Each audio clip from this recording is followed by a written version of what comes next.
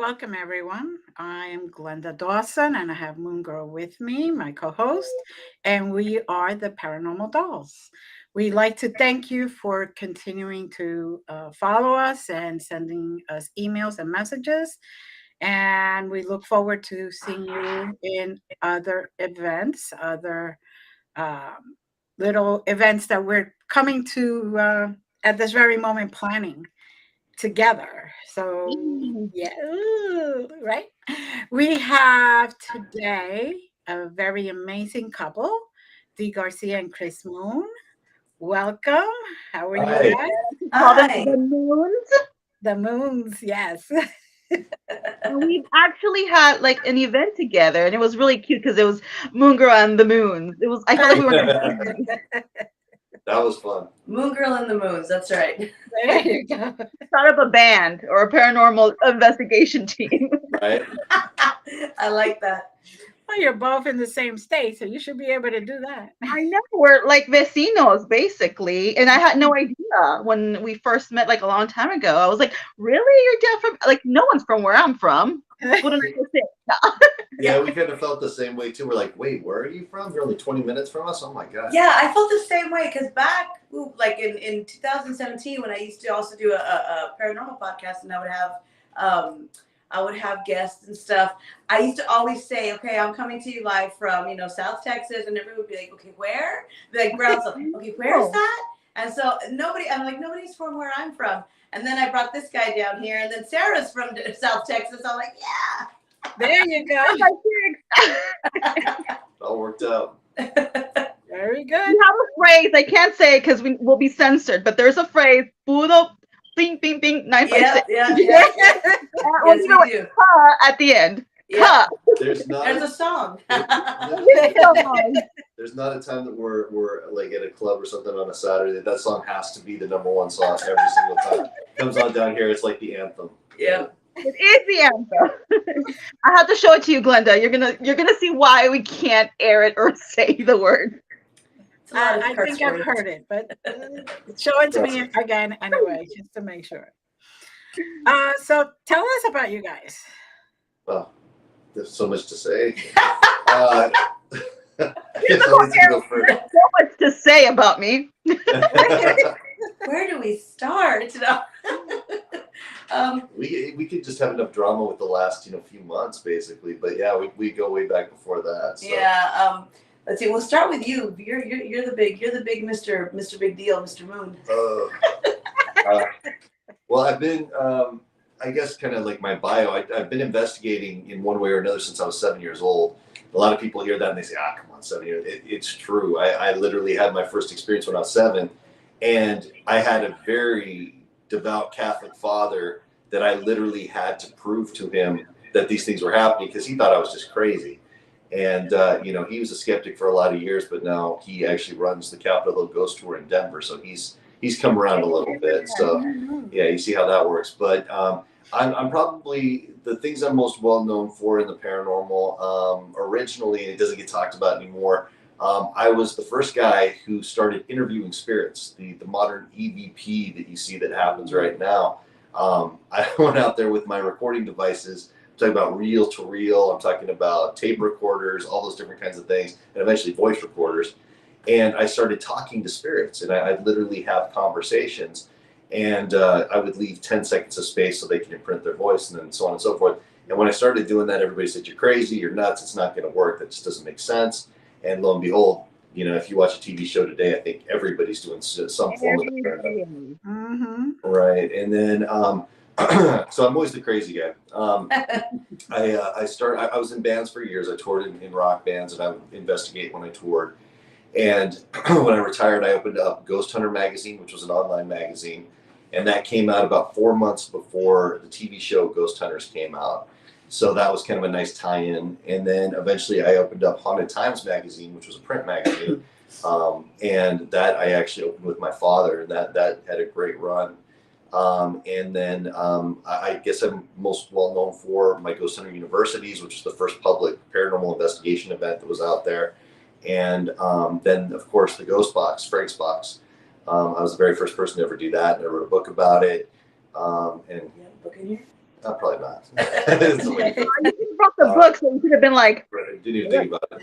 Yeah. Yeah, we're in our reading room, but yeah. So I'm well known for that, and now we own a metaphysical / paranormal store in Brownsville, Texas. So, which I love. It's beautiful. It's really, really, really cute and very spacious.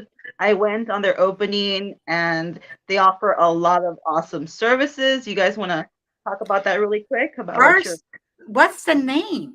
It's Magic Moon Metaphysical with a CK. Magic. Yeah, with a magic CK. with a CK. Magic Moon Metaphysical. of course, you have to throw the moon in there. Yeah, and it's probably one of the very few, I think, metaphysical / paranormal locations that are out there. We're working on becoming a healing center more than anything else, and giving people resource and ability to come and learn in a safe space where they don't feel like they're being judged and feel like their experiences make them crazy and things like that. So we carry all kinds of different crystals. D hand wires a lot of jewelry.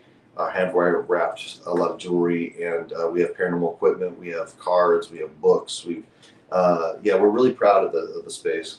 Yeah, it's a great location, and it was we put it together quickly, but it was a lot of work too. And you could tell, like, when you come in, there's everything that we offer in here. It's everything that we love, and it's funny because if somebody would have told us back in 2017 that we were going to have a metaphysical store, a spiritual store, a paranormal, like everything all in one, I would be like, nah, that's not going to happen. No way.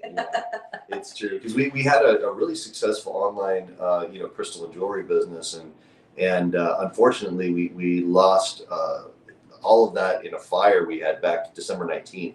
A house fire, / business fire. And we lost all of our merchandise. We lost cars. We lost 3 of our cats. So it was really a devastating, blow to what we had going on. But the community and the paranormal community and everybody really picked us up and helped us get settled and get everything, back on track. So that's really helped us out. Want to show you a book? You offer a lot of really great readings too. You want to tell them about your readings that you give people? The book. We have one of our employees bringing the book. Yeah. So, we offer readings. We offer, we actually do readings I do readings with the Ghost Box. Here's one of his boxes. So it gives people the ability to actually communicate with their loved ones in their own voice. Right. So we offer the Ghost Box readings, tarot cards, oracle cards, chakra balancing. I do a lot of, I offer services. If anybody needs healing, I can do healing sessions on them. And I've been doing that for a very long time already. Healing sessions, cord cuttings, sound baths, things like that, cleansing with sound. And so it really, what turned into what we first needed an office space, and then it just started to evolve and grow, and it turned into this like a healing center. Really, is what it is. Mm-hmm. Well, and it was healing for us because it was like Phoenix rising from the ashes kind of thing. Because when you lose everything, it's just you can't even put it into words. You just you hear about it, and you're like, oh, that's too bad. I feel bad for those people, but you don't realize the devastation that goes along with it. And the firefighters told us that.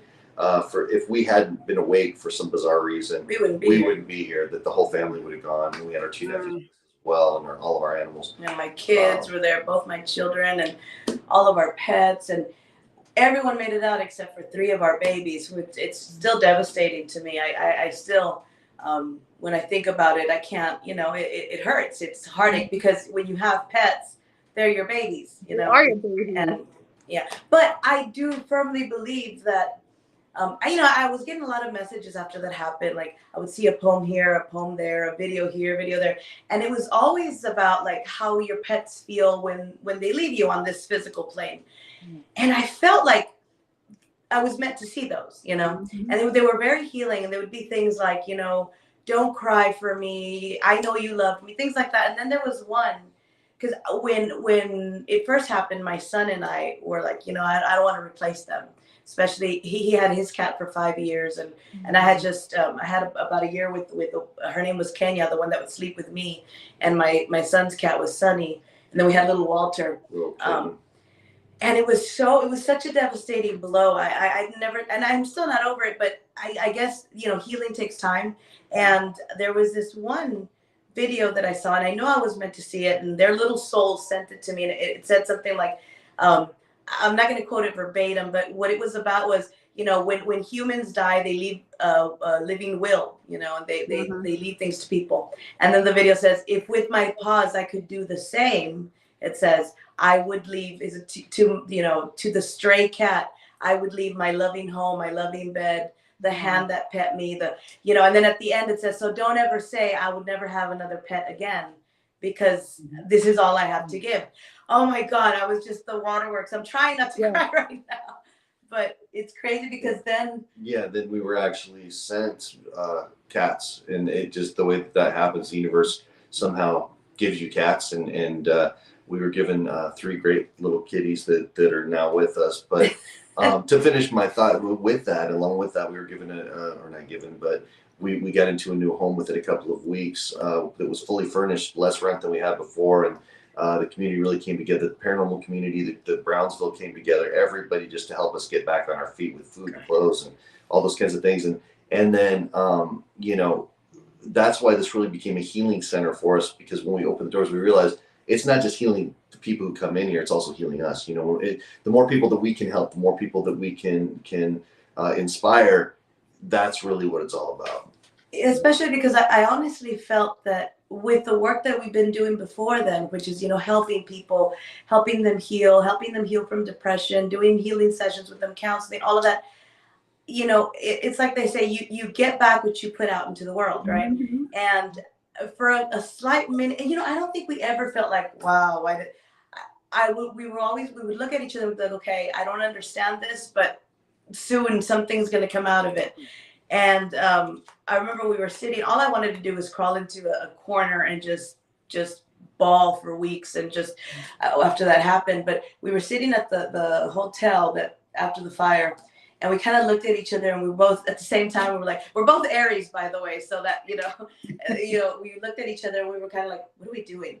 This isn't us. Let's get off our ass and go do something. Let's get out of the situation. Yeah, once we committed ourselves to that, everything just flew. Within days, we found the house. It was crazy. And then I just kept saying, this is all about manifestation. I'm grateful. This is, applying gratitude, saying thank you.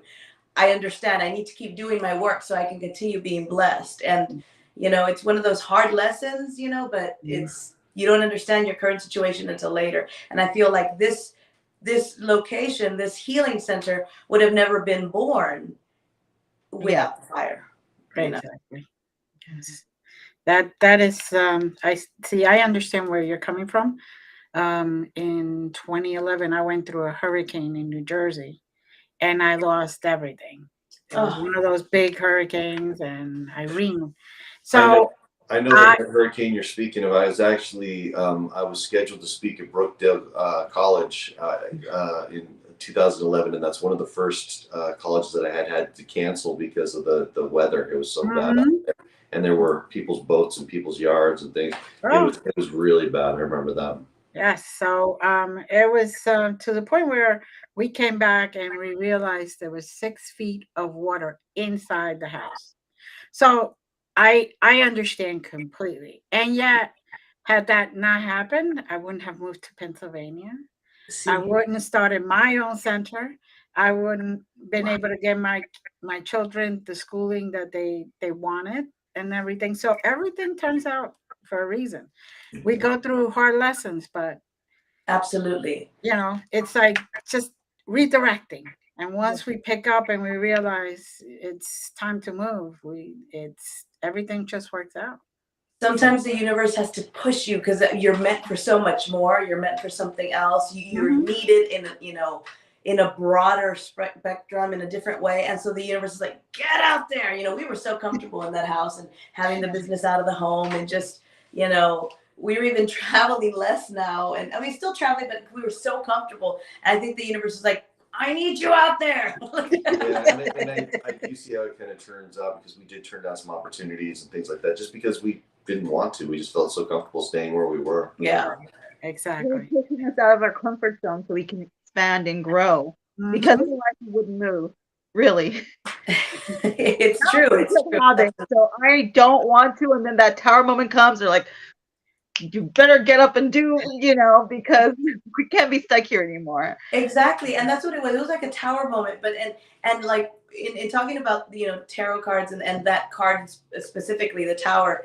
A lot of times when I'm doing readings, it either sometimes people have just gone through the tower moment or they're going to, and a lot of times people get nervous. I'm like, it's actually, I don't mean to say it this way, but it's actually not a bad card. Right. No, it's not. It's I not. agree. It's not. It's proof that you're going to change. You're going to grow. It's transformation. It's letting go of things that you were holding on to that you didn't need. You're different now. You need to go somewhere. You're going to rebuild. It's a new adventure, and you have to. People need to understand that the tower card just means something different's coming. You're gonna let go. It's gonna be better off. Some people. I used to fear the card. I used to be one of those that used to be like, oh my god, the tower, everything is gonna fall. Like, no. Well, and it's interesting too. On a side note to that, a lot of people talk about whatever. All we do is just it's fake and false and blah blah blah blah. But I'll tell you something. The nights leading up to the fire that we had a gigantic black moth that kept at nighttime landing on the porch, making sure it was flapping its wings so loud that I would see it. And once I would see it, it would fly off. And that happened for repeated nights. And then one night I was on the front porch with our outside cat, and I heard an owl fly off of our roof. And I actually watched as the owl screeched and went across the street. And I went back inside and told her, I said, I heard the owl. And she went, oh. I told him, because like in our culture, the Mexican culture, when you hear the owl, especially when you hear it screech, it's telling you something's coming. Right. It's not death, something's coming. Well, it was death. We lost 3 kitties, and it was right at the house. And that owl made sure that Chris heard. And it's usually a warning, like, hey, be careful. You got to get out. And I always, I looked at him and said, you heard it screech? And he was like, yeah, 3 times. And I was like, oh, okay. I'm like, we have to be vigilant. I was thinking, let me call my mom. And then this is where your psychic, it starts to get clouded because emotions come in. I stopped operating from the higher self. I moved into the ego. I got worried. I started calling my mom, started calling my sister. I'm like, I can't tune in. And I blocked myself. Had I just continued operating from the higher self and not gotten into the ego and just really focused and said, okay, you're not human, Denise, right now. Be your higher self and listen to the message. I know I would have gotten the message, because I remember for a second, I remember saying, like, you think it's the house? And he's like, I don't know. We were both clouded. And I'm like, oh, that's why sometimes readers need to go to other readers for personal issues, But also with tragedies and stuff, the first thing we think of is like the people we love versus ourselves. So right, like off the bat, when you think something's going to happen, you're concerned if you're a parent, your children, your parents, whatever, and you kind of leave yourself as last because you're like, I'm okay. Yeah, but then, we kind of get ourselves out of there, and it is a big thing in our culture. Whenever we see the chusas or hear the chusas, that's a big sign and omen that something's coming up, and the that's moth too. Happen. Yeah. And for me, it's when I hear screeching, something big is going to come. If I just hear them whoo whoo whoo, meaning that to be vigilant. No, they're just whistling at you, Glenda. Oh. And I know, like, Mamacita, come here.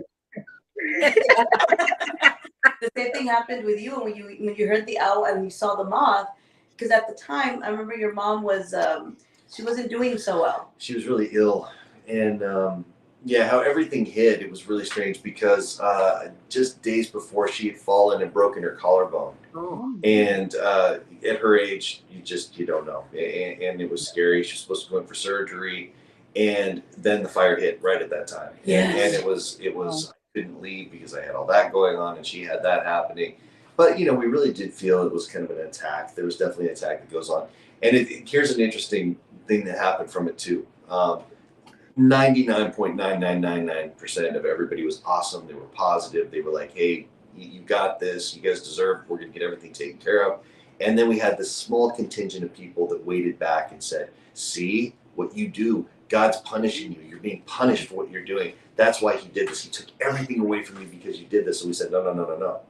We see God helping us, and rising us back up from the situation in everyone's faces that comes and helps us. That's where we see the universe, positivity, all those good things coming. But it's just amazing that there's still a contingent of people out there that want to say, you know, oh, what you do is terrible. We have a landlord right now who a new landlord who talk about more problems from our location, not our house, not our home. This is our Shop plaza. location. She bought the plaza, and she's a self-proclaimed I don't know, Catholic, whatever you want to say, and she told our employees, no, I don't like the tarot readings, I don't like the paranormal, I don't like that. So we have one of those little ring cams on our front door, our security system. And we actually caught her bringing a priest in the middle of the night to our location, spraying holy water on the front door. Yes. Said, Esta Padre, Esta She goes, Padre. Esta. And then they started, and I'm like, okay, thanks for the blessing. Never only that, it helps you because all the negative stays outside. Exactly. And I was thinking, you know, if they would have just come to us, we said, well, we have holy water inside. If you guys need it, we can help you out. Like, I don't think they realize it's a healing center. You know, I'm not doing anything. And you know, it's funny because it's true. The small group of people who would tell me like, well, you see, God's punishing you. That was always my reaction. No, God's actually the one lifting us up. The universe, God, the angels, the positivity out there, all of my guides, goddesses, they're lifting us up. Evil is what causes this. You should go and meet with your God because you have a wrong perception of what your God does. If your God does that, then it's not a good God. I mean, that evil's the one that allows bad things to happen. Right. You know, and then you see the grace of positivity and God, the universe, whatever your faith is, you see the grace of that creator help when you're down. So. And I think that's where you learn true faith. Absolutely. Right. Yeah. Trust that everything is worked out there for you as well. Yeah. When tragedies hit, who's really your friend? Who's really your ride or die? Who really cares about you? Who really has their best interest in you as well? Find out really quickly. Noted. Yeah. It's true. Light and love. The very condescending way, I'm gonna say. It's very true. It's very true. But you know, I feel like we got through that. It made us stronger. We got through it together. We have a location now. We're still very, very big into spirit communication. We haven't done a paranormal investigation in a while, but you know, it's still part of what we do. We still love to do that. Together, guys. Another one. Yes. I want to do that ASAP. We got so many great locations down here. Yep. It's just, you know, rebuilding has been taking a little longer than we thought, but that's taken a lot of time. But yeah, this is once again, you know, like the paranormal is a big thing, and he wrote a whole ass book about it. And now, where can you find that book? It's available anywhere. You can find it online. You can find it in our store, pretty much all over the place. I think it's still in bookstores. It came out in 2017, so I think it's still out there. And if you follow any of our socials, like you know, TikTok, Facebook, Instagram, people usually, because he's got boxes of them, so people will just. So you can probably find that on your website. Yes. Yeah, and I prefer to sell them from my side because, of course, we make more money doing it that way. But also, I get to sign them too, which I like to do. My mom does. Yeah. And Mama Moon, my mom, is actually going to be next month. She's coming down here. She's going to be a guest reader in store, so that's going to be a lot of fun. Yeah. Oh, nice. Fair. I wanted to bring that up. Not only do you work with the beautiful D, but Mama starts a lot with Mama too. So do you want to put faces on that? Yeah, I think all of our ability, D side and my side, it's been handed down through the generations. Yes. When I actually was able to break down my family tree, I found out that everybody had some sort of an ability. But the interesting thing is that the majority of the people who had it in my family back in different generations were female. And I guess I'm the first male to actually. The hair. They got confused. Like that pretty hair. It's the hair. Yeah, give that to them. Yeah. Maybe that's what. I'm jealous of his hair, by the way. He has such gorgeous hair, and then I look at mine, and I'm like, what? Beautiful hair. Yeah, I don't know, but when it came down to it, I've always had this ability since I was a little kid, and that's what my mom's always been astounded by. She's like, it's usually the women in our family, but the mediumship aspect of what I do, it's different, I think, than some people I've talked to. It's just a little bit different because I'm able to not only use the ghost box and then do mediumship in general and see and hear and all that kind of stuff, but whenever I do a session, regardless, I really get a full spectrum of everything that's going on. Like I can see the spirits, I can hear, I can go back in memory, I can actually tap into people's memories and things like that, be able to relay those things. So it's a huge gift. I mean, when I was a little kid, I did not think it was a gift in any capacity. I thought it was a curse. I thought that the spirit world had it out for me, and that these spirits were coming to get me. But as I learned more about it, I realized I kind of have this light around me that they see, and they don't care how old you are, they don't care who you are. They are coming to you because they have to get a message through. They've got to communicate, and you're the color that they know they can communicate with. Yeah, that light. It's kind of, they describe it in the movie The Shining, like those who have that ability, they shine to the spirit world, so they go to that beacon, and it's funny because I've watched Chris when he's doing his readings or mediumship, and I've seen other people too, because some people have the ability where they actually have to come into contact with the object, and they have to come into, and I've never seen them have to touch the person, touch their energy. He'll just tap into it. I've seen you do it with objects, but not with people, and sometimes when I'm reading a difficult person, somebody who's like kind of walled up and doesn't want you, I will ask to, that helps me. I will ask to like kind of touch their hand or kind of for them to allow me.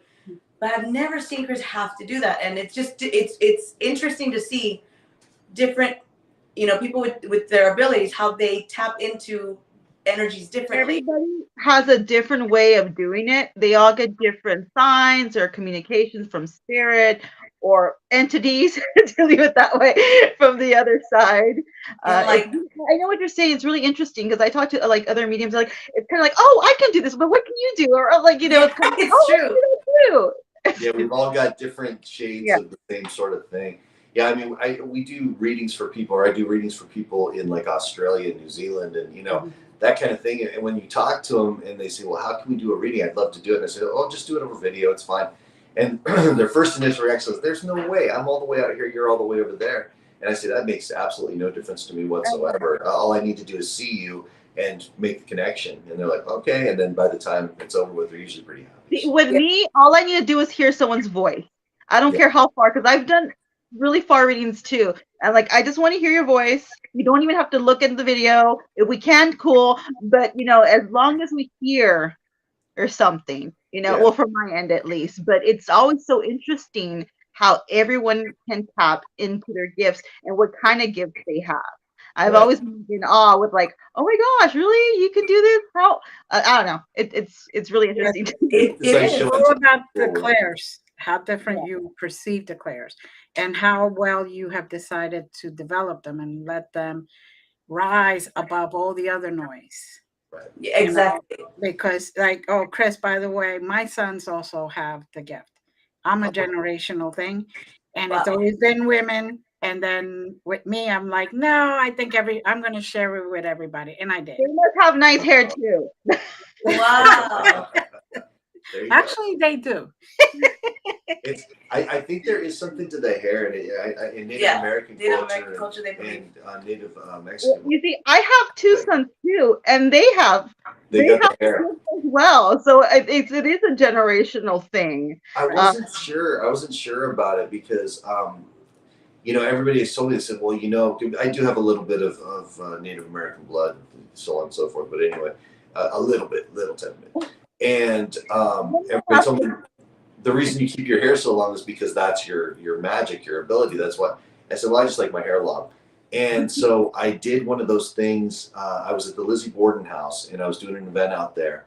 And I went to a barbershop and they convinced me to do the Locks for Love thing where they make the wigs for cancer survivors, patients. And I thought, well, what an amazing charity that would be, to donate to. And it turned out to be a scam. But I had them just take off a huge amount. I just had my hair past my shoulders when it was all said and done, and everybody who was at the event wanted to kill me because I cut my hair. But my abilities really did take a hit. I got to be honest with you. I was having a tougher time tuning in. I had to really work to make connections. So I think there's something to the hair thing. The hair, yeah, because in other cultures they feel like this is your antenna. yeah. That's what I was gonna say. In some Mexican, in some native Mexican cultures, religions, they believe that the hair has to be. That's why they do the trenzas, because you're braiding, you're tying, enlazando. They say, I don't know how you say that in English, but enlazando all of your emotions, all of your feelings, all of your abilities are staying in the braid. And so protection too, like when someone's trying to do like whatever it is, brujeria, santeria, whatever, if you braid your hair, that's also for protections. Like it gets, in a sense, the witchcraft gets stuck, or the bad vibes or energy in your trenzas to protect you. Yeah, te lo enlaces. They say, enlázalo en la trenza, enlázalo en la trenza, which in English, I'm trying to translate. I'm sorry. My brain thinks in Spanish. Lasso it. Tie it into the braid. I guess you can say it that way. Yeah, enlázalo en la trenza, like this. Lasso Trap it in the braid. When you braid. wash your hair, that's symbolic too. Yes, to wash out all the negativity and stuff. Yeah. So my grandma always taught us that as well, about the braids. And that's why, all of us, myself, my sisters, all through elementary, my mom made sure I never wore my hair down, because that's another thing. If you wear your hair down, it's believed in Mexican culture that if you have your hair loose, something could attach to you. So my mom always made sure, she was very traditional and also very spiritual. She made sure that we always had 2 braids, always, and it wasn't a cutesy thing. It was because that's for protection. And when we'd come home, nos lavaba el pelo. My mom would wash her hair. And that's what we did. It was always the braiding. And with me, it was also generational things passed down, traditions, cultural beliefs and things that I grew up a lot. My grandmother was from Matamoros, Mexico. And we would spend weeks over there, days over there. We'd go over there on the weekends. And I spent a lot of time. And I thought at the time, I was like, well, I was little. I didn't know what it was. And I spent a lot of time watching people from the neighborhood, from her vecindad, right, come over, visit her. And some of them, the way you say it in Spanish is los curaba del susto, right? So what that is, it's like you heal them from trauma, basically, from something traumatic that happened. So they'd come to her and she would curarlos. So I guess it would be like a curandera, and so she would do that, and I would watch it, and she would have the flames going and the smoke and the different leaves and the rattles, and Moongirl knows what I'm talking about. She's I'm Cuban. I know what you're talking. Yeah. I know what you're talking about. The palmas, everything, and she, and Chris is an honorary Mexican too, because he's been so many. and a lot of people don't realize that the musical instrument, the maraca, that's what it was first traditionally used for. Yeah, to cast out bad energies and stuff like that. So I as a shaman use that when I do a shamanic the maraca, session. Right? The shaker, and so my grandma had that, and she would use that on people, and then they'd leave and they'd be fine. Not only would she do like she would do limpias on them, she would curarlos del susto, which was cure them from trauma. She would do limpias, cleanse them. She would help them with work to release work, and then sometimes I'd see them crying. So then I'd see that when I was little, and then I got more interested, and then she would do it on me sometimes too. Like because in our infamous huevo. The huevo, yes, the egg, the egg cleansing. I would go over and be like, I will eat that egg. The huevo. Yeah, if I had gone to like the mercado with my mom there, in Mexico, and I'd go and I'd come back, and all of a sudden from coming back from an outing, I'd be like, ay, abuelita, ay, my stomach, I'd be telling her Spanish, ay, and she'd go over to her kitchen, grab the huevo, she'd grab that egg and ven para acá, and she'd start doing all the things. Yeah, and that's the evil eye, and they're removing it because the egg is absorbing that. And now evil eye, it is very, very, it's very real. If somebody has bad intentions towards you, they don't even have to, they can just look at a picture of you. If they have bad intentions, and if they have abilities, they look at that picture, and their intentions are everything. So you don't have to physically do brujeria on someone. Just the intention and the thought of the nasty, the jealousy or whatever, it will give you the evil eye, That's big down here. It's big down here. It's huge out here. Yeah, when people tell me, Moongirl, people like when we're somewhere and people see his hair, they're like, "Ay, qué bonito el pelo." I always tell them, "Touch it, touch it." Touch it porque le vas a dar ojo. Yeah, because what we believe, if you don't touch something you're admiring, even if you don't want anything bad to happen, that's the like the coveting something. Mhm. When you leave, it might break or crack or something might happen to that person, right? So that's the evil eye of jealousy or the evil eye of coveting or the evil eye of adoration even. Yes. So you have to touch it. You have to, In our culture, it's really like it's the norm for us to like even if it's not our kids or something, and we're randomly walking and you see this really pretty little girl or boy, not in a weird way, and you're like, what nice hair, let me touch it so I won't give it ojo, Yes. Something like like that. But or even with Chris, if somebody comes up to you, let me just touch his hair so I won't give it ojo and put that. Or I'll tell them, touch his hair, please. Touch his hair. Well, and I gotta tell you, in the beginning, she hadn't told me that. And we would be like in grocery stores and things where I'd be off on my own. And all of a sudden I'd have random people coming up and grabbing my hair. And I was like, is this normal? Am I like, is this part of the culture or is this just weird? Like they think you're Jesus. No. He's a white Jesus. Yeah. So, it goes back to that. I've been around that healing work since I was little. It was passed down to me. Then I started realizing, oh my gosh, I have abilities. My grandma would do the cartas too, the cards, and I started doing it, and it's something that stuck with us. So that's one thing we have in common is that it's something that we both realized we had at a very, very young age. And then I grew up in a very haunted home. So did you. So that's where I never lost my interest or my desire to research and feel and experience the paranormal because I grew up with it. The house was terribly haunted. I mean, terribly, to the point where I suffered a spiritual attack myself. At 12 years old, they had to do an exorcism on me. Oh my God. It was bad. I survived that. I remember feeling like I was not going to survive that. And I did. And I don't recall, because I passed out, and I don't recall what happened throughout. My mother was there. My sister was there. Everyone that was helping was there. And it wasn't a Catholic exorcism. It was like a non-denominational Christian church that my mom would go to. All I know from that is that my mom and sister and people that were there that saw it, they helped with that. It took a long, long time it was hours. They said that I was saying some bizarre, weird stuff and weird names were coming up. And I know one of them, and I won't repeat it, right? But I do know one because every so often in my subconscious mind or in my sleep, I hear it and I hear that voice and it wakes me up and I'm like, nope, not going to happen. Go. No, not going to happen. Because one thing that, once they've touched it, once they've been there, they will always want a way back in. So now that I have a better grasp of all the protection tools that I can have, and the way to put up that boundary and the way, I was a child back then, so I didn't have that knowledge. Now I know that I'm okay. So. And Chris, also that you had some really crazy experiences like D as a kid in haunted houses. You want to tell us a little bit too?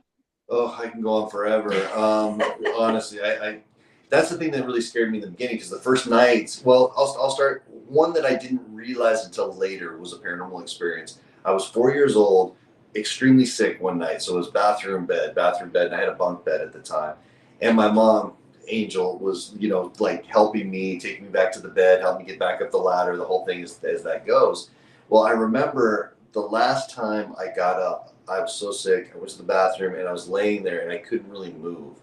And I remember what I thought was my mom coming in and lifting me up like I didn't weigh anything and carrying me, and I felt very comfortable carrying me and actually lifting me and putting me up in the bed and then kind of rubbing my hair until I went to sleep.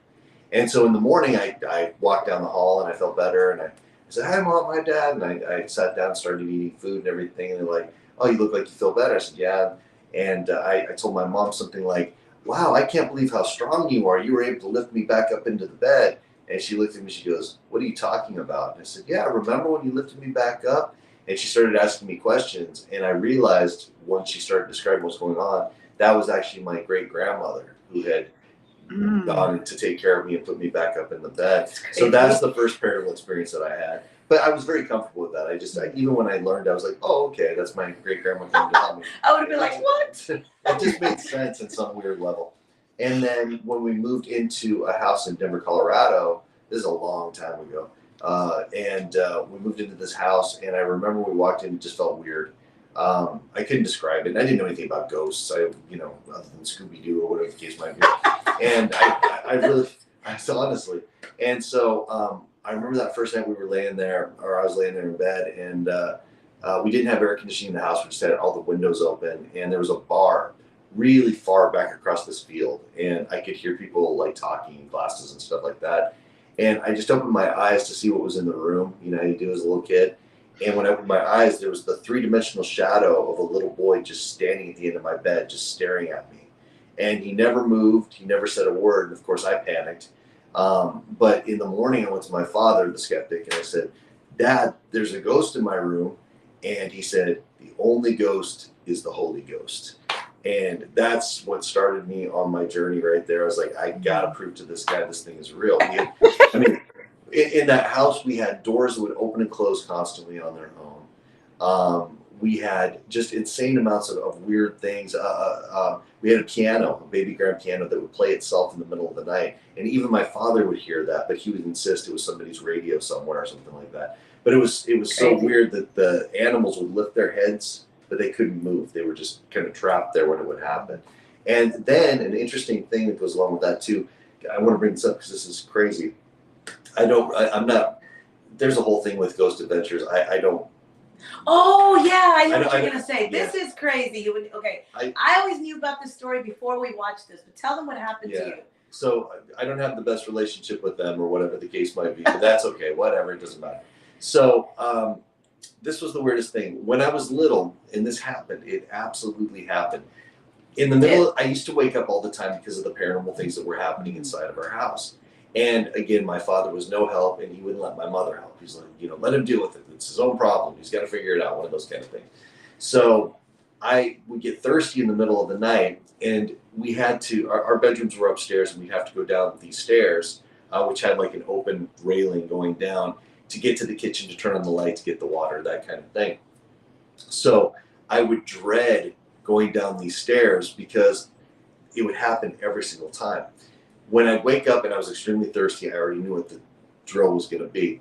So I would get out of my bed very reluctantly, and I'd kind of creep down the stairs, and I'd walk very slowly, and I'd get as close to the wall as I possibly could as I walked down.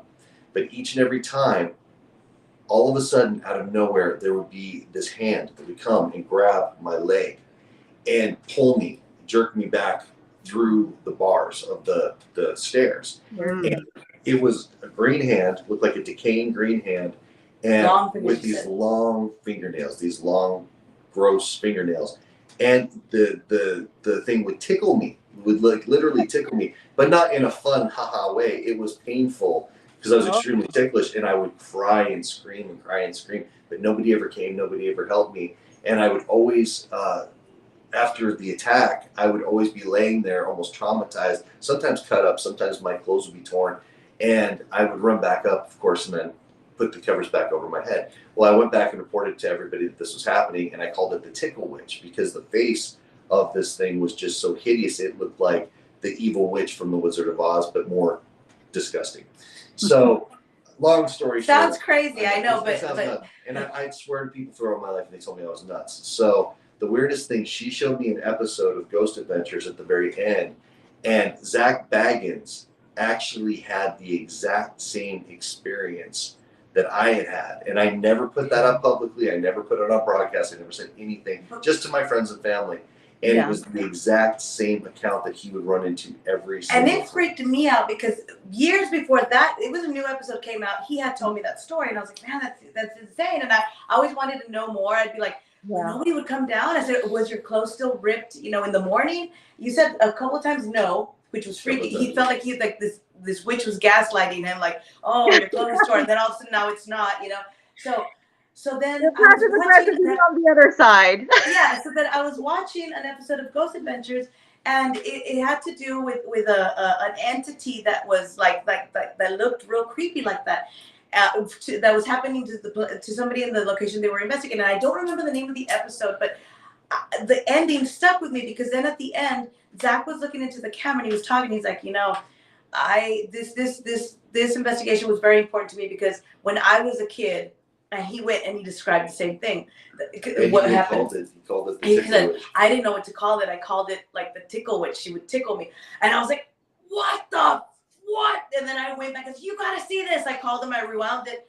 He said, well, so what's happening to the people in the house? And I told him, well, kind of like your situation. So that was enough to be like, oh, wow, the same entity not only bothered me, and I said, but listen to what he says at the end. So then I played the end.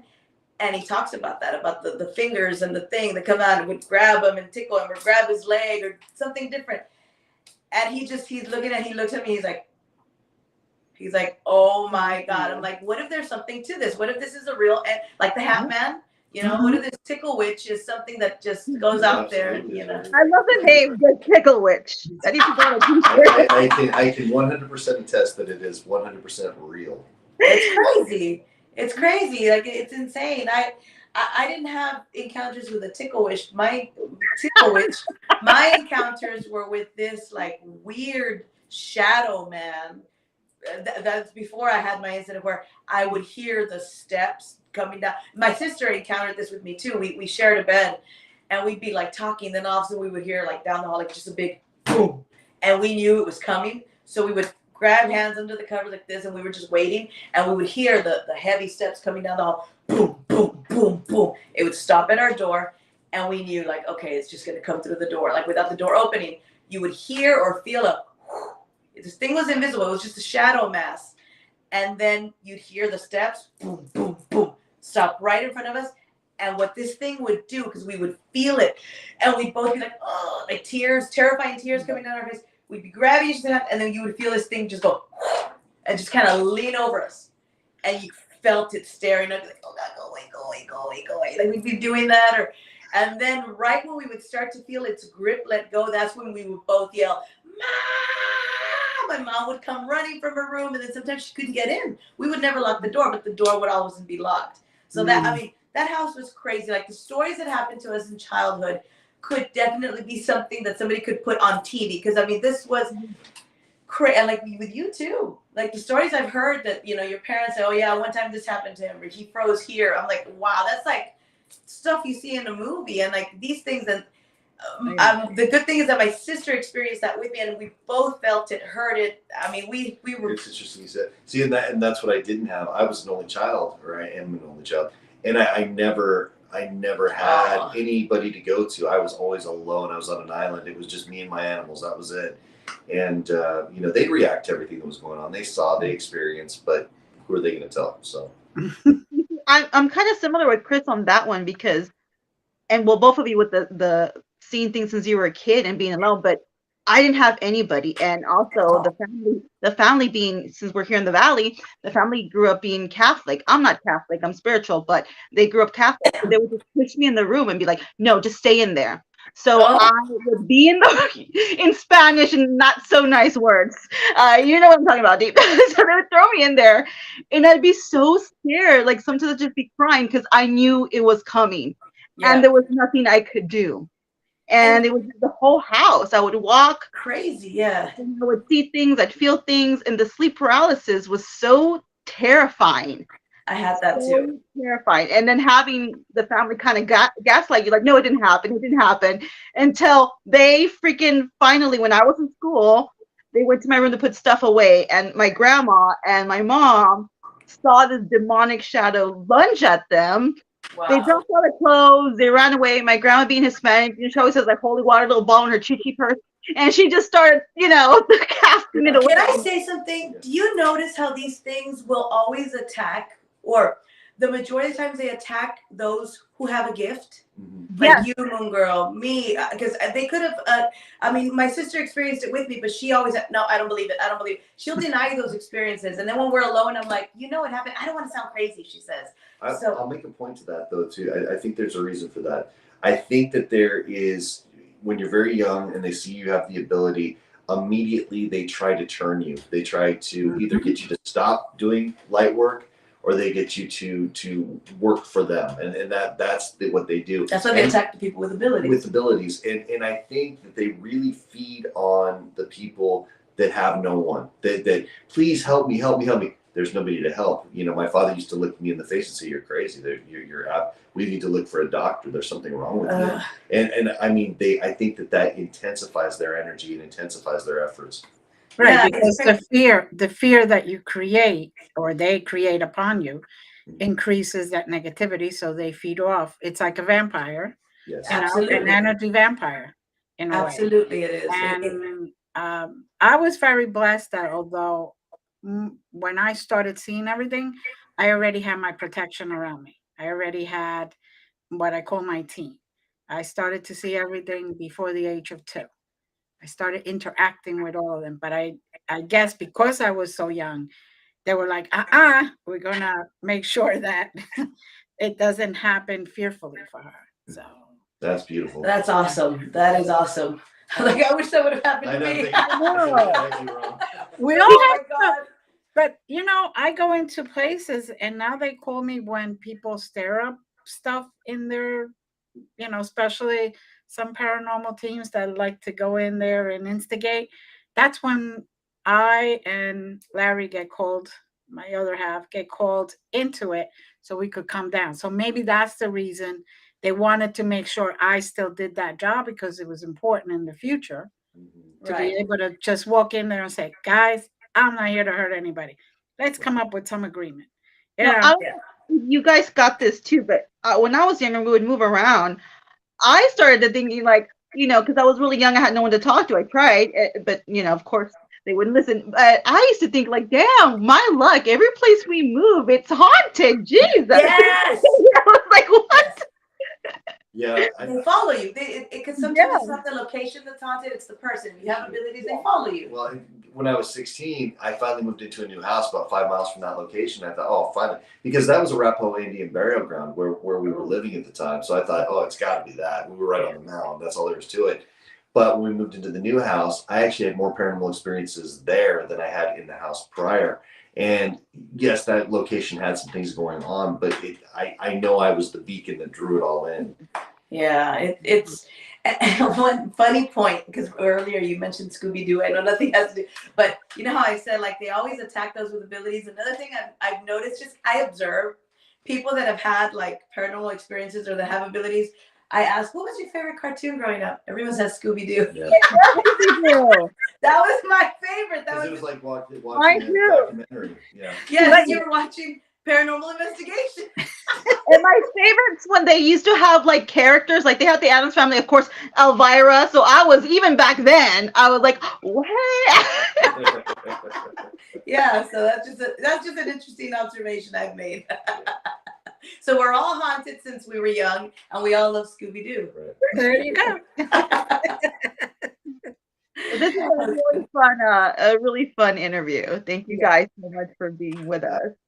Now, is Thank there you. anything that you want to bring up and you know, Events. events or anything that We're going to be in San Antonio. We are going to be speakers at an event. I believe it's May 20th. Is that right? It's let me get the exact date. It's going to be at the Victoria's Black Swan Inn. It's in May. What's that place? Huh? I love that place. Yeah, it's amazing. I love that place too. And we're going to be speaking at their it's the Spring Paranormal and Psychic Fest, right? Yeah, it's by Curious Twins Paranormals who puts it on. They're amazing. And they're the ones that put it on. Hold on, I'm looking for the date, the exact date. I know they have it here. Here it is.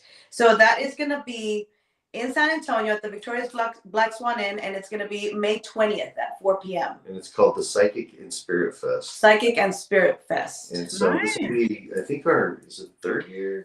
Yeah, third or fourth year. We always do their paranormal. We do the psychic one. We always do the fall and the spring. They always invite us. They're awesome. They're really great. And then, like I said, Mama Moon's going to be here right before that, and then she's going to be joining us for that event as well. So that's going to be a lot of fun. And then our college speaking tour is coming up. That's going to be this fall, and that's going to be all over the country. We're hoping to book other events. Sarah, Moongirl, if you know of any that you want us to come along to, we'll go. Yes. Good. Good. Well, we thank you. It was great speaking to you and getting to meet you, even if it is sort of face to face. Yeah. It is. I had so much fun. This was a great, I had a great time. Same here. Same here. Yeah.